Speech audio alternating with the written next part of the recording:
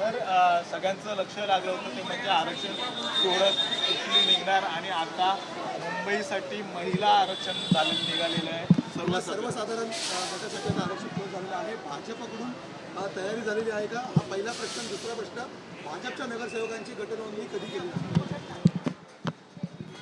मुंबई शहराला येणाऱ्या काळामध्ये दिशा देण्याकरता मुंबई महानगरपालिकेला भ्रष्टाचार विरहित प्रशासन देण्याच्या या प्रक्रियेला नेतृत्व देण्याकरता आणि मुंबई शहराचा विकास होत असताना मुंबई शहराची सुरक्षितता अबाधित ठेवण्याच्या दृष्टिकोनातून येणाऱ्या काळामध्ये या मुंबई शहराचं नेतृत्व आपली एक माता भगिनी करणार आहे, याचा आम्हाला खूप जास्त अभिमान आहे.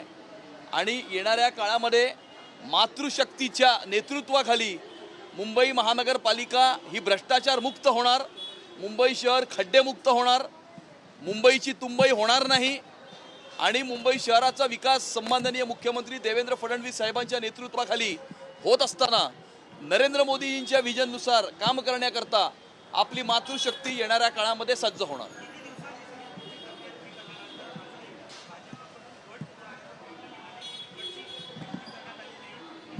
नाही, येणाऱ्या 2-3 दिवसामध्येच भारतीय जनता पार्टीच्या नगरसेवकांच्या गटाची बैठक होईल, शिवसेनेच्या नगरसेवकांचीही बैठक होईल. त्या ठिकाणी सभागृह नेता निवडण्याची प्रक्रिया ही पार पाडेल आणि ज्या दिवशी ती बैठक होईल त्याच दिवशी गटाची नोंदणी ही एकत्रितपणे आम्ही जाऊन करणार आहोत.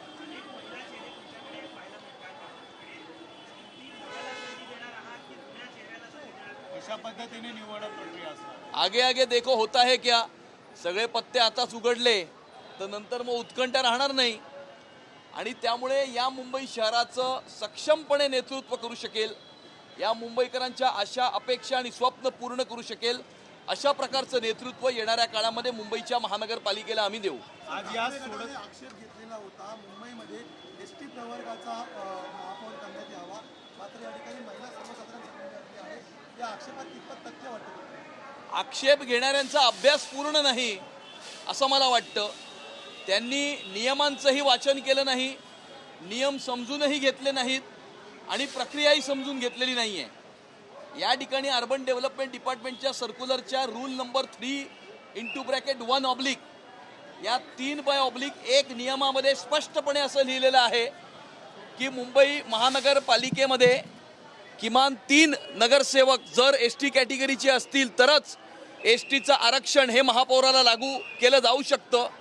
मुंबईच्या महानगरपालिकेमध्ये 3पेक्षा कमी म्हणजे 2च एस टी आरक्षित असे नगरसेवक नगरसेविका असल्यामुळे अर्बन डेव्हलपमेंट डिपार्टमेंटचं सर्क्युलर नियम क्रमांक 3/1 नुसार या ठिकाणी एस टीचं आरक्षण महापौराला लागू केलं जाऊ शकत नाही. आक्षेप घेणाऱ्यांना माझी विनंती आहे की urban development department Bombay municipal corporation act आणि रूल नंबर 3/1 याचा अभ्यास करावा, तुमचं उत्तर तुम्हाला सापडेल. या ठिकाणी एस सीचं आरक्षण करत असताना गेल्या अनेक निवडणुकांमध्ये कधीही एस सीचं आरक्षण मिळालं नाही अशा प्रकारच्या महानगरपालिकांची निवड त्या ठिकाणी करण्यात आली होती. मुंबईला याच्या आधी एस सीचं आरक्षण लागू होतं, त्यामुळे मुंबई त्याच्यातून बाहेर काढण्यात आली आणि जोपर्यंत ओबीसीचा प्रश्न आहे बाय रोटेशन अल्फाबेटिकल ऑर्डरमध्ये महानगरपालिकांची हे लिस्ट तयार केल्याच्या नंतर पहिल्या त्याच्यामध्ये ज्या महानगरपालिका आहेत त्यामध्ये ओबीसीच्या आरक्षणामध्ये आल्या. मुंबई ही 17व्या नंबरवरती होती आणि त्यामुळे मुंबईचा नंबर ओबीसीच्या आरक्षणामध्ये यायला वेळ आहे.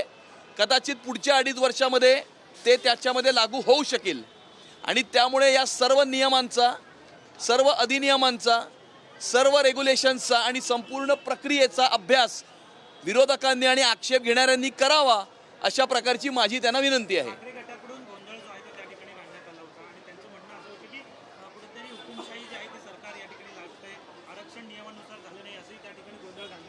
मला असं वाटतं की मुंबईकरांनी आपल्याला का नाकारलं, मुंबईकरांनी आपल्याला का कमी केलं,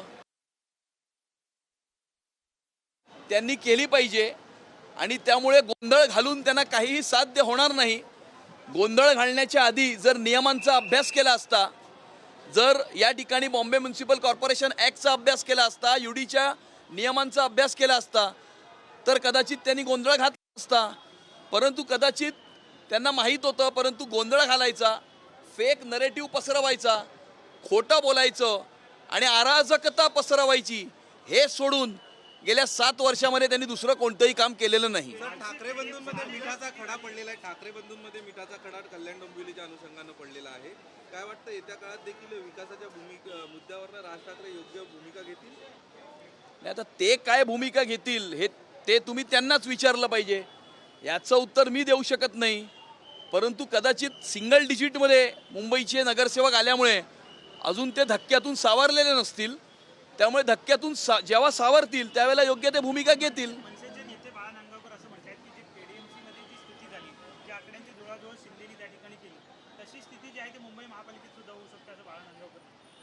नाही, काही स्वप्न ते बघू शकतात आणि त्यामुळे स्वप्न या ठिकाणी त्यांनी मुंबईकरांना जर चांगली काहीतरी विजन दाखवलं असतं तर कदाचित मुंबईकरांनी त्यांना आशीर्वाद दिले असते.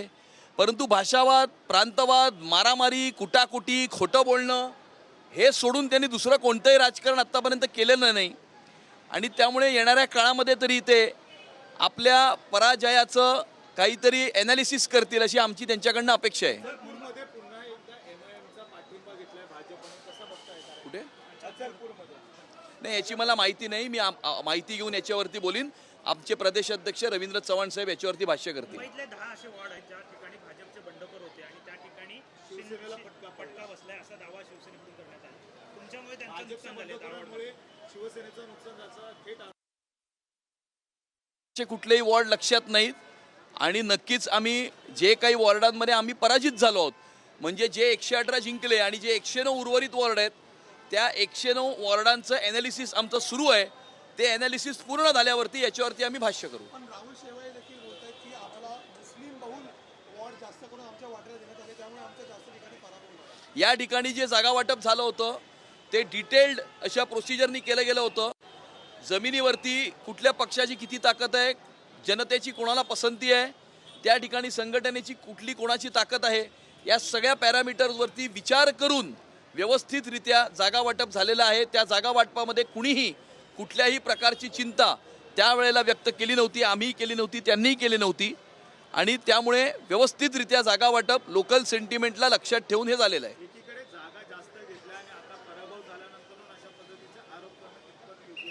महायुतीमध्ये धुसफूस सुरू झाली असं म्हणायचं? नाही, अशी कोणतीही धुसफूस नाही. यामध्ये ज्या जागांवरती पराभव झालेला असतो त्या जागांचं ॲनालिसिस केलं पाहिजे आणि त्यामुळे येणाऱ्या काळामध्ये पुढच्या निवडणुकीमध्ये त्यासुद्धा जागा आपण कशा जिंकू शकतो. आणि त्यामुळे मला असं वाटतं की या गोष्टीकडे पॉझिटिव्हली बघितलं पाहिजे की आम्ही निवडून आलेल्या 118 जागांमध्ये आमचे 118 लोक कामाला लागले, परंतु 109 जागांवरती आम्ही का पराभूत झालो याचं ॲनालिसिस आम्ही ऑलरेडी करायला घेतलेलं आहे. हे ॲनालिसिस जर विरोधकांनी केलं तर मला असं वाटतं विरोधक खोटे आक्षेप घेणं, फेक नरेटिव्ह पसरवणं या सगळ्या गोष्टी करणार नाहीत. त्यामुळे आम्ही जे करतोय की पराजित झालेल्या जागांवरती पराजयाचं ॲनालिसिस करणं, इव्हॅल्युएशन करणं हे त्यांनी करावं अशी आमची त्यांना विनंती आहे.